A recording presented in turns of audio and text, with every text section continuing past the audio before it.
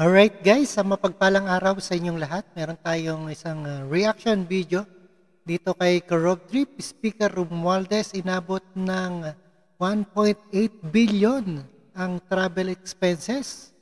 Wow! Narito at panoorin po natin na inabot ng 1.8 billion ang travel expenses. Dito sa ating panoorin po natin, Laban Kasamang Bayan. And without further ado, let's watch guys at mag-react po tayo kung bakit gantong laki ang gastos. Alright. Kay Speaker Martin Romualdez, 1.8 billion ang travel cost niya. Nako. 1.8 billion pesos. For how long? For almost 1 year lang. For the entire Congress. Sa kanya lang. Sa kanya lang? Oo, kaya nagtatanong itong ating source from Congress. Is it true? 1.8 billion. Sabi niya, pakitanong ka Eric at paki-explain din.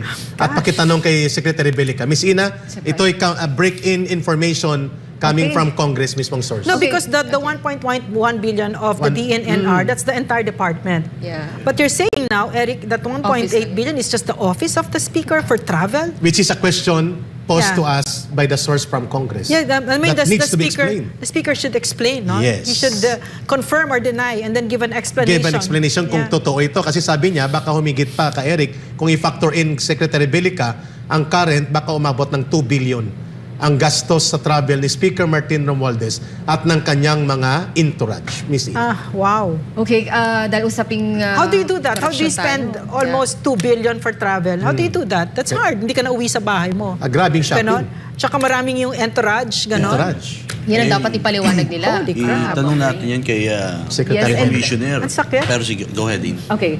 Sige, kasi usaping corruption tayo ngayon. Sorry, go ahead. Oh, go ahead po. Yun nga po kasi it boils down to the policy and yung damdamin ba ng leader. How does he treat this or how will he treat these kinds of spending?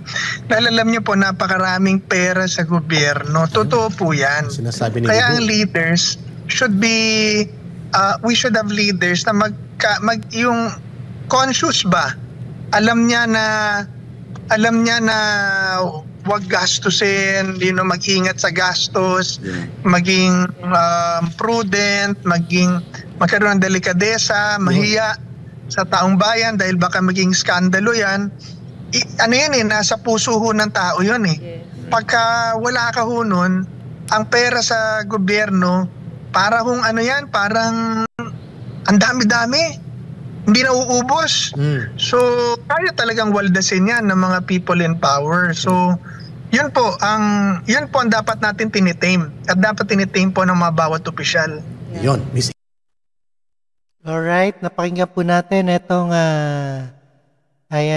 sa ating Speaker Romualdez, inabot ng 1.8 billion. At no other further ado, thank you so much sa inyong lahat and peace out.